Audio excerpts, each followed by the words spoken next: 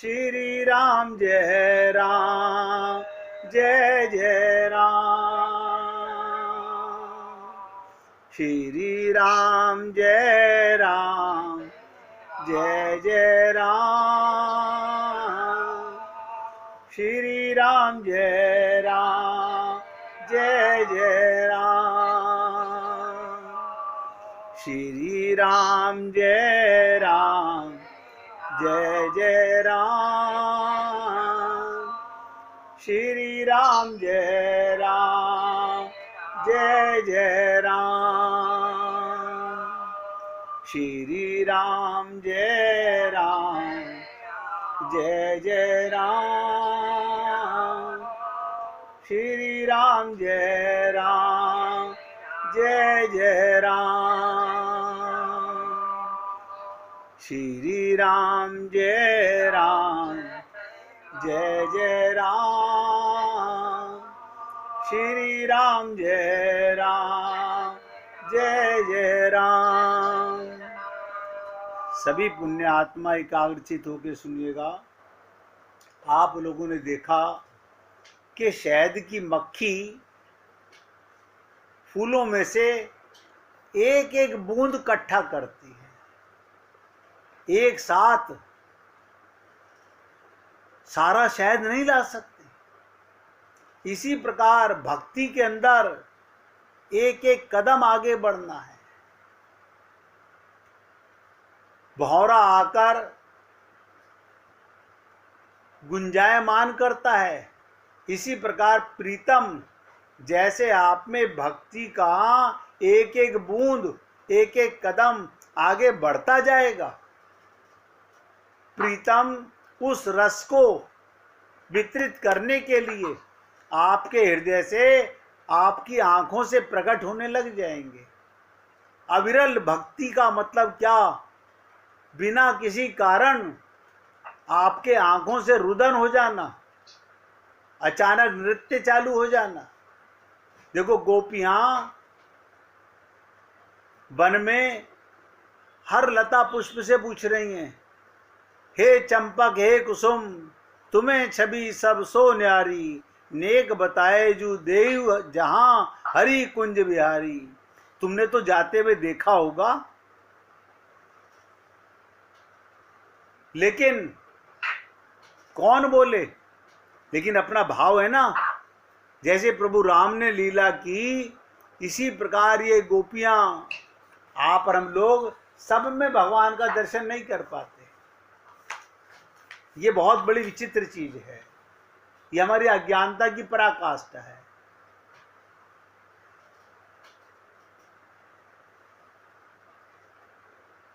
तो भगवान श्री कृष्ण की चरण रज अत्यंत पवित्र है। मैंने कई बार आपसे निवेदन किया, ब्रज का मतलब चरण रज भगवान की। हम वृंदावन जाते हैं, 84 कोस की भूमि में कहीं पर भी जाते हैं, वहाँ हम तो मंदिरों में जाते हैं, वहाँ की रज को कभी मस्तक नहीं लगाते, उस रज का महत्व नहीं समझ पाते। ये मंदिर तो आप ही लोगों के बनाए हुए हैं। ये कोई भगवान श्री कृष्ण और राधा जी का बनाया हुआ मंदिर नहीं है। ये तो आपके भाव के जिन भक्तों ने बनाए वो मंदिर है। यानी ब्रह्मा, शंकर, लक्ष्मी, रमा आदि भी इस रज को मस्तक पर धारण करते हैं। आप बताइए, आप हम लोग ब्रज में जाते हैं, बस वहां की चरण रज मस्तक पर लगा लीजिए, आपका मंदिर में प्रवेश हो गया।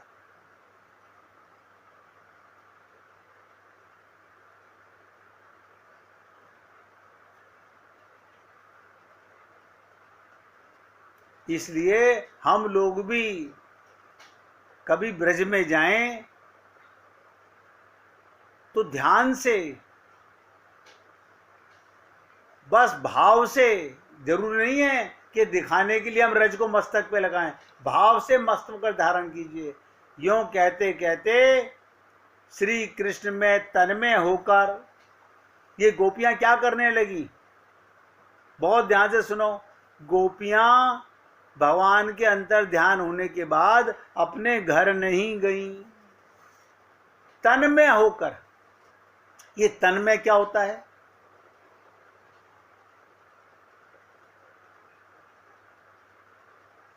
तन्मय माने तन को भी भगवान का मानकर श्री कृष्ण की सी लीलाएं करने लगी।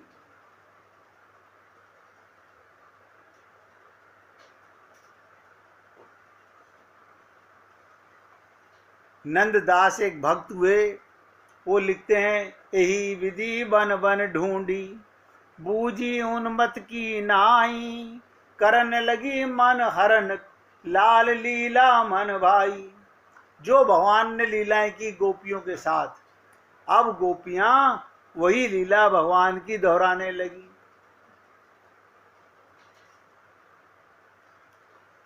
मोहन लाल रसाल की लीला ही नहीं सोए, केवल तन में भई, कहूं न जाने हमको है कौन। उन्हें अपना पता नहीं रहा, स्त्री भाव खत्म हो गया। आप और हम लोग, मैं बार बार निवेदन करता हूं, बस आत्म जागृति, इतनी सी बात अगर हम में हो जाती है तो समझ लिए भक्ति आपके कदम चूमेगी। जैसे ही गोपियां भगवान की लीलाएं करने लगी, मैं इतनी लंबी व्याख्या नहीं कर रहा हूं, ऐसा समझिएगा, यहां तक करने लगी, एक गोपी पूतना बनकर भगवान को दुग्ध पिलाने लगी। ये सब भगवान की लीलाएं हैं। भगवान से ये गोपियां आपस में मिलके कर रही हैं, लेकिन तन में होकर के भूल गई अपने शरीर को। तदनंतर जब भगवान ने देख लिया कि जिन्हें अपनी तन का होश नहीं है, जो तन में हो गई हैं, पुनः भगवान को वहां प्रकट होकर प्रत्येक के साथ एक एक अलग अलग बनकर रास किया। ये रास क्या है? जिसे कहा गया रसो वही सहा। रास में रस का मतलब होता है मिट जाना। आप और हम लोग मन से अहंकार में रहते हैं। अभी हमारा जीवन रस में नहीं है, हमें हर पल अपना भान रहता है, भगवान में नहीं हो पाते हैं। तो भगवान ने रास किसके साथ किया? जो मिटने को तैयार है। भगवान ने योग माया को आश्रित करके रमण की इच्छा की। अब देखो, मैं पहले बता चुका हूं, ये आत्मा रामो ऐरी मत, क्या बताओ? ये आत्मा राम का आत्मा में रमण है। प्रत्येक गोपी आत्म भाव से आत्मा राम में रमण कर रही थी और आत्मा राम आत्मा में रमण कर रहे थे। और ध्यान से सुनिएगा, कई बार आप लोगों से निवेदन किया गया, भक्त भक्ति भगवान। बहुत ध्यान से सुनो, भक्त जीव और भगवान यानी आत्मा, इसे भक्त कहते हैं और कृष्ण को भगवान कहते हैं। तो भक्ति क्या है? भक्ति माने प्रेम, भक्ति माने रास। ये क्या मतलब हुआ? भक्त को अपने को शरीर मानना छोड़ना पड़ता है। भक्त भी मिटता है और भगवान भी मिटते हैं। आत्मा राम भी मिट जाते हैं और आत्मा भी मिट जाती है, तब भक्ति प्रेम प्रकट होता है। रास को कहना शब्दों से, जैसे कहा गया ना, नारद जी ने कहा, नारद भक्ति सूत्र के 25वें सूत्र में नारद जी ने कहा प्रेम अनिर्वचनीयम। और श्रीमद् भागवत महापुराण में सुखदेव परमहंस ने तो परीक्षित को रास सुनाया ही नहीं। वो बाहर से बोले अंदर रोज गार्डन है, तुम बाहर खड़े होकर के केवल खुशबू ले सकते हो, तुम अंदर जाने के अधिकारी नहीं हो। और मैं देखता हूं आजकल भागवत होती हैं, वहां खूब स्त्रियां नृत्य कर रही होती हैं। मन है क्या करे? ऐसा नहीं है, कोई कोई गोपी तन में होकर भी नाचती है। जैसे कि एक बार लीला में पढ़ रहा था कि एक गोपी कि अपने बेटे की शादी हुई तो नई नई बहू आई उनके घर में। वो उस बहू को भागवत सुनाने ले गई। वृंदावन में उनकी शादी हुई थी, लड़की कहीं और की थी। वो लड़की वृंदावन में आने के लिए इसलिए तैयार थी कि भगवान श्री कृष्ण की प्रेम नगरी है। तो उसकी सास ने कहा, बहू तू सर पे बहुत लंबा घूंघट करके मुंह ढक के बैठेगी और सुनेगी बोलेगी कुछ नहीं, सुनेगी बोलेगी कुछ नहीं। बोली ठीक है सासू माँ, जैसे आप कहो। लेकिन जैसे ये रास का प्रसंग आया, उससे पहले तो अपनी सास की बात सुनती रही, मानती रही। लेकिन जब प्रभु गोपियों के साथ आत्माराम आत्मा में रमण करने लगे और कोई संत लीला सुनाने लगे, तो उस गोपी, उस बालिका में, उस वधू में वो गोपी भाव जागृत हो गया। ये कैसे जागृत हो गया? वो तन में होकर के, शरीर को भूलकर, घूंघट हटाकर, सांस रोकती रही, वो नृत्य करने लगी, रोने लगी, रुकी नहीं। ये तन में होना होता है, भक्ति के अंदर दिखावा नहीं होता। तो भगवान ने योग माया, ये योग माया कौन है? राधा रानी। ध्यान से सुनिएगा, इनके आश्रित करके मैंने आपको निवेदन किया था कि भगवान राधा जो हैं वो रस की भंडार हैं, उन्हीं से प्रेमामृत रस खींचते हैं और जीवों को पिलाते हैं। जब भी कोई भक्त कल्याण करता है अपना, उसका कल्याण होता है, वो योग माया की कृपा, राधा रानी की कृपा होती है। तो भगवान ने भी महारास में योग माया को आश्रित करके, यानी उनकी शरण लेकर, आप जब बात हो ना, चरणन को चाकर मुरारी, भगवान श्री कृष्ण भी राधा के चरणों को चापते हैं, उनके आश्रित होकर के। क्योंकि प्रेम की पराकाष्ठा, प्रेम की जो रसमयी है, समुद्र जो प्रेम का है, वो तो राधा रानी है। और ये राधा और कृष्ण दो नहीं है, ये भगवान का प्रेम स्वरूप राधा है, आत्मा स्वरूप राधा है। तो इसमें आश्रित होकर भगवान ने रमण किया। इसके बाद आत्माराम जब होकर आत्माओं के साथ रमण करने लगे, तो प्रत्येक गोपी के मन में एक ही बात, एक ही प्रेम,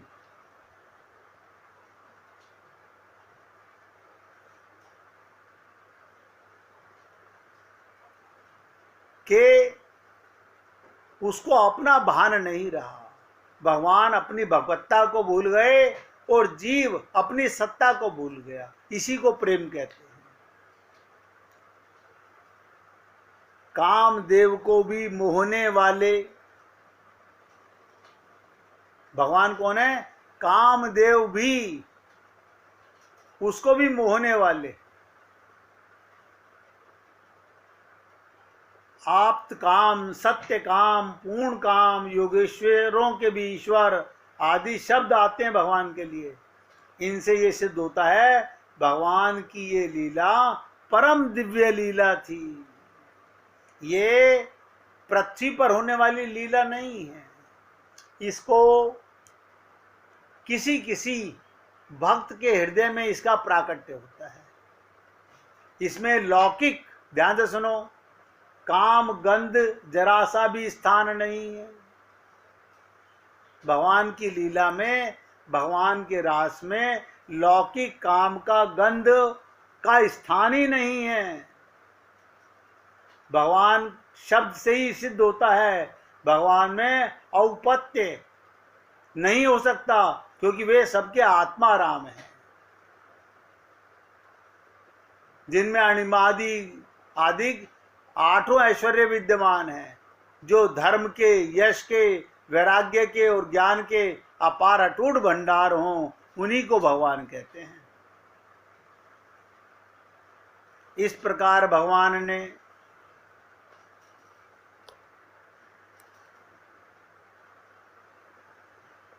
भगवान में काम वासना, ध्यान से सुनो, और आत्मा में काम वासना का औपपत्य घट ही नहीं सकता, भाव मन में आ ही नहीं सकता। ये भाव मिटने का है। कबीर जी कहते थे ना, कबीरा ये तन जात है, कबीरा ये तन जात है, सके तो ठोर लगा, या सेवा कर साधु की, या गोविंद गुण गा। कमाल है। क्या कह रहे हैं कबीर जी? कबीरा ये तन जात है, इस निश्चित मृत्यु वाले शरीर का सदुपयोग करना सीखो। आप और हम लोग नहीं कर पाए। कबीर जी कहते हैं इस निश्चित मृत्यु वाले शरीर के सदुपयोग करने को सीख लेते हैं। कबीर जी कहते हैं अपने जीवन को उचित लाभकारी कार्यों और संत सज्जनों की सेवा और भगवान की भक्ति में लगाना चाहिए। जिसे कहा गया, जन्म मनुज जो पाए हम, प्रभु गुण गाते जाए हम, सज्जन सेवा नित्य कर्म हो, जीवन लक्ष्य बनाए हम।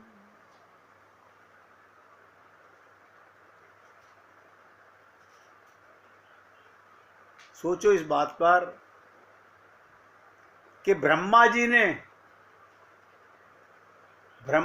ने राधा रानी की कृपा पाने के लिए 60,000 वर्ष तक तपस्या की, वो अधिकारी नहीं बन सके।